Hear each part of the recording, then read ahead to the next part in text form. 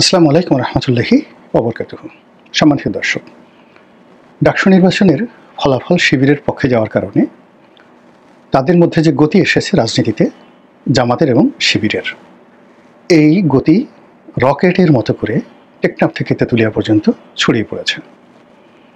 অন্যদিকে ডাকসু নির্বাচনের যে ফলাফল, এটি বিএনপির জন্য একটা মরণ ফাঁদ তৈরি করে ফেলেছে এবং এই মরণ ফাঁদটি আজকে এই মুহূর্তে আমি যখন এই ভিডিওটি করছি তখনকার খবর হলো জাহাঙ্গীরনগর বিশ্ববিদ্যালয় ছাত্র সংসদ নির্বাচনে একচেটিয়াভাবে ম্যাটিকুলাসলি শিবির যেভাবে এগিয়ে যাচ্ছে, এর ফলে ছাত্রদল এই নির্বাচন বর্জন করেছে বলে আমি ফেসবুকে দেখে এলাম এই মাত্র এই ভিডিও করার আগে। এখানে যিনি ভাইস চ্যান্সেলর রয়েছেন অধ্যাপক কামরুল, একেবারে বিএনপির খুব ডেডিকেটেড লোক। বিএনপি তাকে ভাইস চ্যান্সেলর পদে নিয়োগ দিয়েছেন, সুপারিশ করেছেন, কিন্তু এই নির্বাচনে তিনি বিএনপিকে কোনো সাহায্যই করতে পারছেন না। তাকে এমন একটা ফাঁদের মধ্যে আটকে রাখা হয়েছে। এখানে প্রক্টোরিয়াল টিম থেকে শুরু করে নির্বাচন কমিটি, এখানে শিবিরের যে ডিজাইন, তার সঙ্গে সঙ্গে ছাত্রলীগের তো উপস্থিতি অবশ্যই সেখানে আছে। সব মিলিয়ে সেই জাহাঙ্গীরনগর বিশ্ববিদ্যালয়ের যে সুবিশাল ক্যাম্পাস, সেই ক্যাম্পাসে ছাত্রদল রীতিমতো মাহরুম হয়ে পড়েছেন। যে সকল শিক্ষক, যে সকল ছাত্রদলকে সাহায্য এবং সহযোগিতা করতে চান, তারা এমন একটা ফ্যাসাদের মধ্যে পড়েছে যে তারা আসলে প্রকৃত ঘটনা বলতেও পারছেন না, সহ্য করতে পারছেন না, হজমও করতে পারছেন না। আপাত দৃষ্টিতে শান্তিপূর্ণভাবে ভোট গ্রহণ হচ্ছে, যেভাবে ঢাকা বিশ্ববিদ্যালয়ে শান্তিপূর্ণভাবে ভোট গ্রহণ হয়েছিল, এবং সেই ভোট গ্রহণের সেই বিকেলবেলা পর্যন্ত ডাকসুতে কেউ বুঝতে পারেনি, ছাত্রদল বুঝতে পারেনি আসলে তাদের জন্য কী পরিণতি অপেক্ষা করছে, এবং এটাই হলো কৌশলের বিজয়।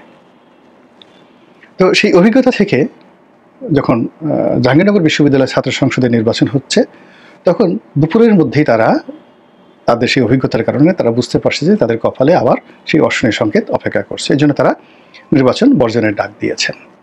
ইতিমধ্যে যে ঘটনা ঘটে গেছে সেটা হলো, দেখলাম যে ঢাকা বিভাগীয় যিনি ডিআইজি রেজাউল মল্লিক, সাম মল্লিক, উনি আছেন। উনি একসময় এই সরকার ক্ষমতা আসার পর তিনি প্রথম ডিবির, মানে হারুনের যে পোস্টে ছিল ডিবি হারুন, সেখানে তিনি বসেছিলেন। পরে তাকে সেখান থেকে সরিয়ে দিয়ে ঢাকার ডিআইজি করা হয়। এখন তার রাজনৈতিক পরিচয় আমি জানি না, বাড়ি ফরিদপুর, তো শিবচরের দিকে বাড়ি।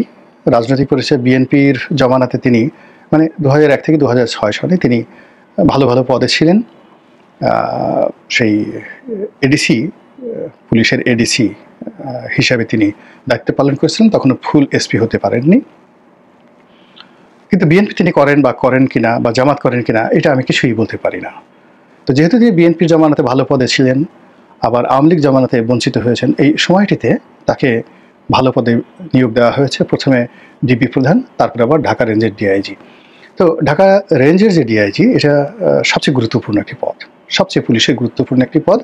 তো সেই পদে এই ভদ্রলোক, তার নেতৃত্বেই মূলত এখন জাহাঙ্গীরনগরের আইন শৃঙ্খলার যে রক্ষার যে দায়িত্ব, এটি তার নেতৃত্বে। ওখানে আশুলিয়া থানা, সাভার থানা, এটা ঢাকা রেঞ্জের অধীন। তো এই ডিআইজি সাহেব সেখানে যে বিবৃতি দিচ্ছেন যে না, শান্তিপূর্ণভাবে নির্বাচন হচ্ছে, আর এতে করে ছাত্রদলের যারা লোকজন রয়েছেন, বিএনপি যারা লোকজন রয়েছেন, তারা ভীষণভাবে খেপেছেন যে এই ডিআইজিও জামাতের ডিআইজি। এখন এই লোক জামাত, মানে বিএনপি করতেন কি করতেন আমি এটা বলতে পারবো না, তবে এই লোক যে জামাত করতেন না বা জামাতের কোনো লোক নন, এটা আমি একেবারে তামার পাতে লিখে দিতে পারি। রেজাউল করিম মল্লিক সম্পর্কে আমি তামার পাতে লিখে দিতে পারি যে এই লোক কখনো জামাত করতেন না। তো সেই মানুষটিকে ঠেলে ঠেলে যারাকে বিএনপি এনেছে, বিএনপি নিয়োগ দিয়েছে। এর কারণে পুলিশের যে প্রথম দিকের বড় বড় নিয়োগগুলো, সেই পুলিশের আইজি, এই ডিআইজি যারা হয়েছেন, এখানে মূলত মানে ম্যাটিকুলাসলি জামাতের লোকই ঢুকতে পারেনি। এখানে 100% যাকে বলা হয়, এখানে বিএনপির লোক ঢুকেছে। পরবর্তীতে যখন খুদাবক্স চৌধুরী সাহেব এসেছেন, এটা এসেছেন ওই বিএনপির যারা যে সমস্ত লোকজন এই রিক্রুটমেন্ট বাণিজ্য করছিল, তাদের বাড়াবাড়ি করার কারণে ডক্টর মোহাম্মদ ইউনূস দেখা গেল যে তিনি এই খুদাবক চৌধুরী সাবেক আইজি তাকে নিলেন এবং তার আমলে যে কয়টা নিয়োগ হয়েছে Dhaka metropolitan police commissioner IG, এই নিয়োগগুলো ফেয়ার অ্যান্ড নিউট্রাল হয়েছে। এখানে এরা আওয়ামী লীগেরও নয়, বিএনপিরও নয়, তারা নিউট্রালি কাজ করার চেষ্টা করছেন। আর এই নিউট্রালি কাজ করার কারণে কি হচ্ছে, পুলিশে যে বিএনপির একটা ম্যাগনেটিক পাওয়ার ছিল, সার্কেল ছিল, সেই সার্কেলটা আসলে এখন ঠিকমতো কাজ করতে পারছে না। তো এই যে একটি অবস্থাতে যখন বিএনপি নিয়োগ করা যারা লোকজন আছে তারা বিএনপির জন্য কাজ করতে পারছেন না, ঠিক সেই সময়টাতে যদি বিএনপির লোকজন, ছাত্রদলের লোকজন যারা গুতিয়ে গুতিয়ে তারা এরকম বড় বড় ঊর্ধ্বতন কর্মকর্তাদেরকে জামাতের দিকে ঠেলে দেওয়া হয়, তাহলে আলটিমেটলি তো বিএনপির মারাত্মক ক্ষতি হয়ে যাবে। এই যে ঢাকা রমনা জোনের যিনি ডিসি, একদম বিএনপির লোক এবং যাকে বলা হয় ছাত্রদল করতেন, জনাব মাসুদ, এবং জুলাই বিপ্লবে তিনি ছাত্রদের পক্ষে দাঁড়িয়েছেন। তো এই মানুষটি যখন বিপদে পড়েছে, জামাতের সঙ্গে বিপদে পড়েছে, জামাতের সঙ্গে বিপদে পড়ার সময় বিএনপির লোকজন কিন্তু তার পক্ষে দাঁড়ায়নি, কেউ দাঁড়ায়নি, এবং সে মনের দুঃখে বাংলাদেশ ছেড়ে চলে যাওয়ার কথা বলেছে যে এই যদি অবস্থা হয় তাহলে আমার চাকরি ছেড়ে বাংলাদেশ থেকে চলে যেতে হবে। তা এই ঘটনাগুলো ঘটছে, একটার পর একটা ঘটনাগুলো ঘটছে, যার সূত্রটা হয়েছিল এই যাকে বলা হয় ডাকসু থেকে। এখন ডাকসু সম্পর্কে আমার যতটুকু জানা আছে, এখানে শিবির দীর্ঘদিন ধরে তারা রিক্রুটমেন্ট করে যাচ্ছে, ধীরে ধীরে ধীরে ধীরে রিক্রুটমেন্ট। আমি 2012 সনে জামাত নেতাদের মুখে শুনেছি যে তাদের 10,000 ছেলেমেয়ে আছে, ডাইরেক্ট 10,000 ছেলেমেয়ে রয়েছে। আর এই 10,000 ছেলেমেয়ের মধ্যে সাধারণ ভোটার, বুদ্ধিজীবী, কবি, সাহিত্যিক, মানে বিশ্ববিদ্যালয়ের ক্যাম্পাস মাতানো যে ভিপি হয়েছেন। এখন সে ঢাকা বিশ্ববিদ্যালয় শিবিরের সভাপতি ছিলেন গোপন।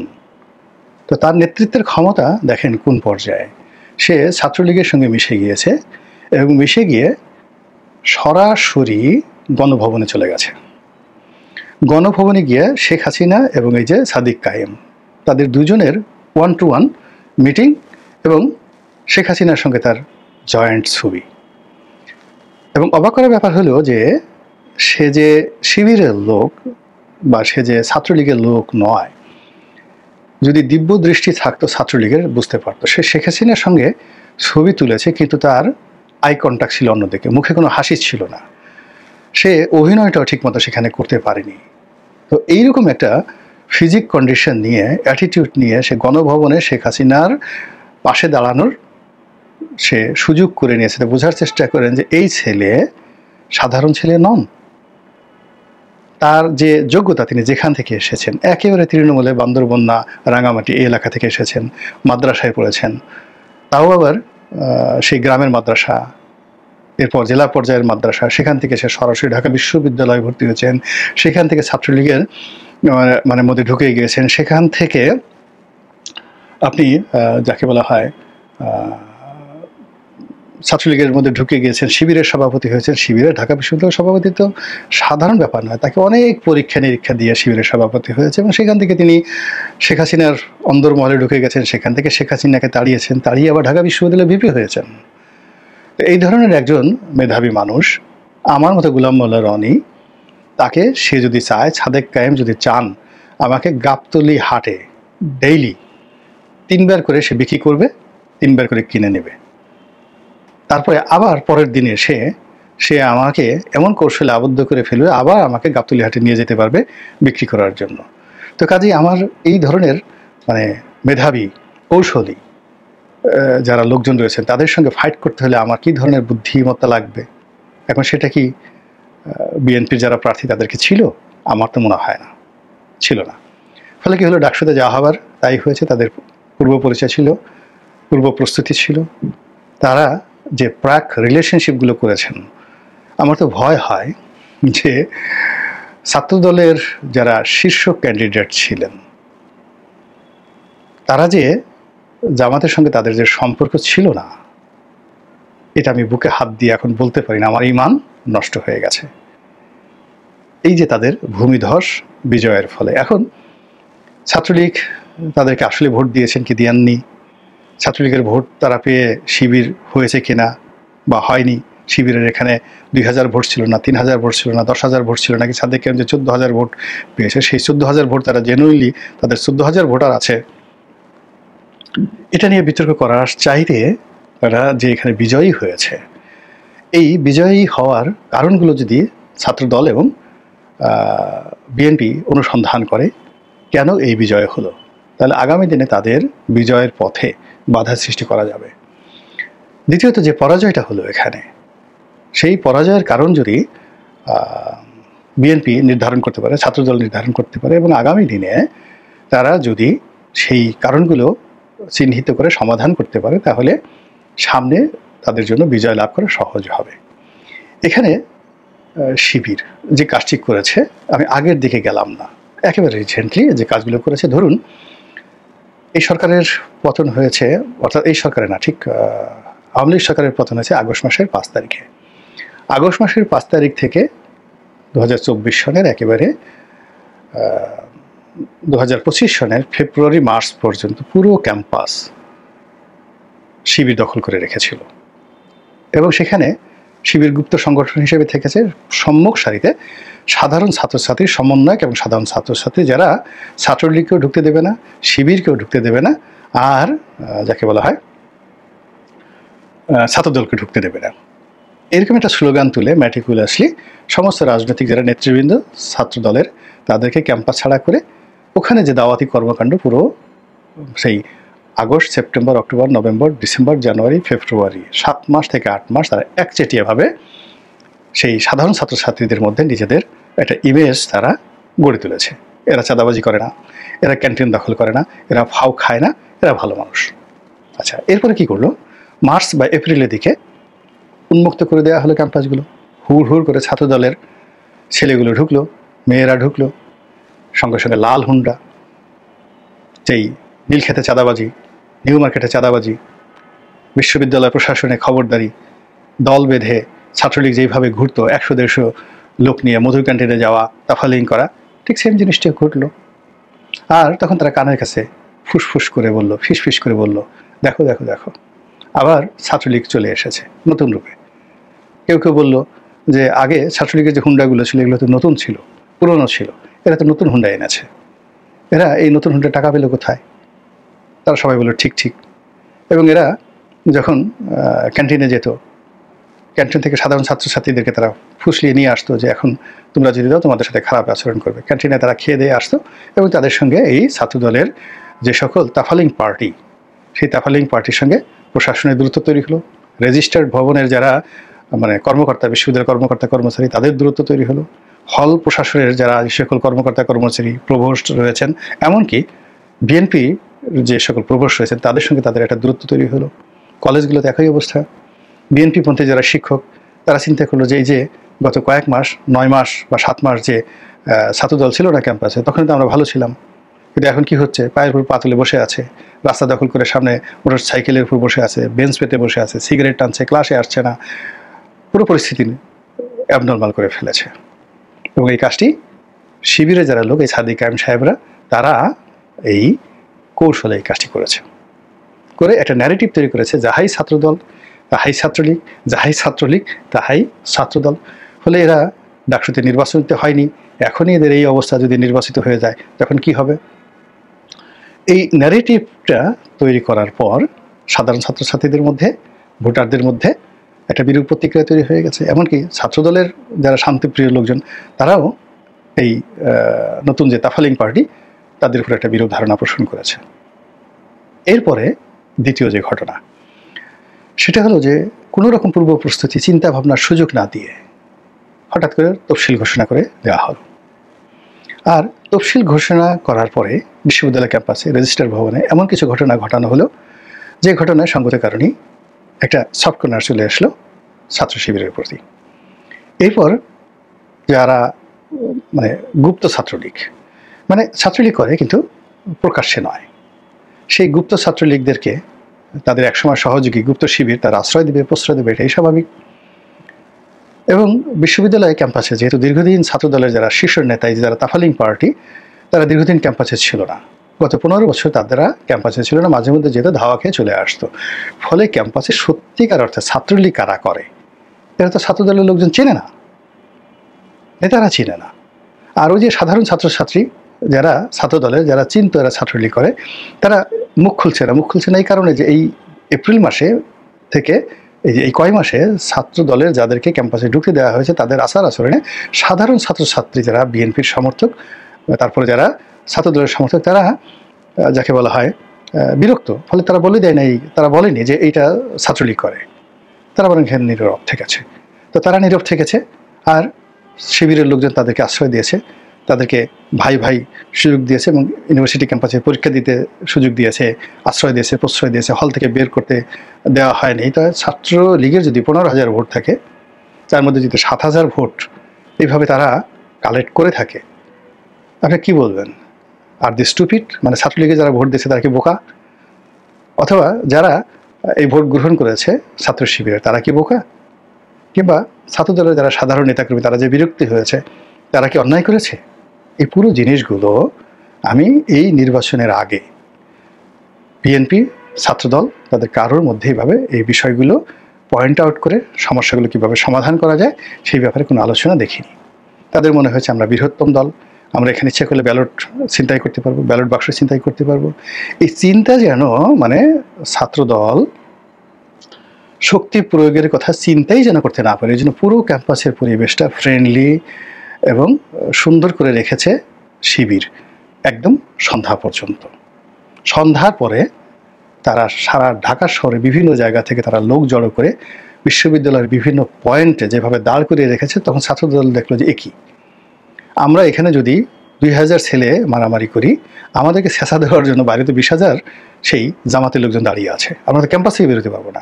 আর ওরা যদি ক্যাম্পাসে ঢুকে তাহলে তো আর একটা লঙ্কা কাণ্ড ঘটে যাবে। ঠিক সেম ঘটনা, মানে আমি আমার নিজের যখন নির্বাচন শিবির যে কাজটি করেছে ঠিক এরকম না হলেও প্রায় কাছাকাছি একটা কাজ আমি করেছিলাম আমার নির্বাচনের সময় 2008 সনে। আমি যখন এমপি ইলেকশন করি, আমার মামার শ্বশুর, তিনি পটুয়াখালী জেলার সবচেয়ে পাওয়ারফুল ব্যক্তি।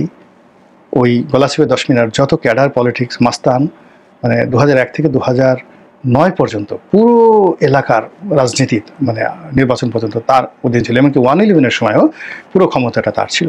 ফলে ওখানে আওয়ামী লীগের ভোট ছিল অলমোস্ট 70%, কিন্তু আওয়ামী লীগের কোনো নেতা ছিল না। এমনকি আওয়ামী লীগের সাবেক এমপি ক্ষমা জাহাঙ্গীর সাহেব দাঁড়াতে সাহস পাচ্ছিলেন না। তো আমাকে যখন মনোনয়ন দেওয়া হলো, তো আমার সাথে 5 জন লোকও আওয়ামী লীগের লোকজন সামনে আসতে সাহস পেল না। তো আমি দেখা হলি আমার শ্যালক, আমার মামা শ্বশুর, আসসালামু আলাইকুম মামা, কেমন আছেন? নির্বাচন তো হয়েই যাবে, আপনি তো জিতে যাবেন বিপুল ভোটে, আমার তো জামানত বাজেয়াপ্ত হয়ে যাবে। তো উনি বলতো, ভাই না এই সমস্ত কী বলো, সি এরকম কী বলো মামা, আমি যেন এখানে সম্মান নিয়ে যেতে পারি, মান সম্মান নিয়ে যেতে পারি, এইটাই আপনি একটু খেয়াল রাখবেন। আর মারামারি দরকারি, আপনি তো জিতেই যাবেন। তো যেখানে আপনি জিতে যাবেন, 100% জিতে যাবেন, সেখানে মারামারি, কাটাকাটি, গণ্ডগোল, এগুলো দরকারটা কী? তো এইভাবে তাকে গিয়ার আপ করতে করতে করতে করতে একেবারে নির্বাচনের দিন সন্ধ্যা বিকাল 4টা পর্যন্ত, বিকাল 4টা পর্যন্ত 5টা পর্যন্ত তিনি এই যে আমি তাকে যে প্রভোগ করেছিলাম এটার উপর তিনি আত্মবিশ্বাসী ছিলেন যে বিপুল ভোটে তিনি জয়লাভ করবেন আর আমি জামানত আমার বাজেয়াপ্ত হবে। কিন্তু তিনি যখন ভোট গণনার সময় টের পেলেন, তখন তিনি মেজাজ হারিয়ে ফেললেন।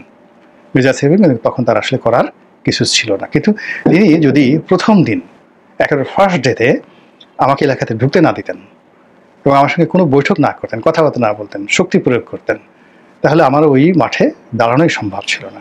একই অবস্থা এখানে। ডাকসু নির্বাচনের প্রথম দিন থেকে যদি ছাত্রদল ওই তাদের যে তাফালিং পার্টি দ্বারা যেভাবে তারা নীলক্ষেতে তাফালিং করে, নিউ মার্কেটে তাফালিং করে, কাঁঠাবনে তাফালিং করে, শাহবাগে তাফালিং করতো বা করছে, ওই তাফালিংটা ক্যাম্পাসে বজায় রাখতো, শিবির দাঁড়াতেই পারতো না।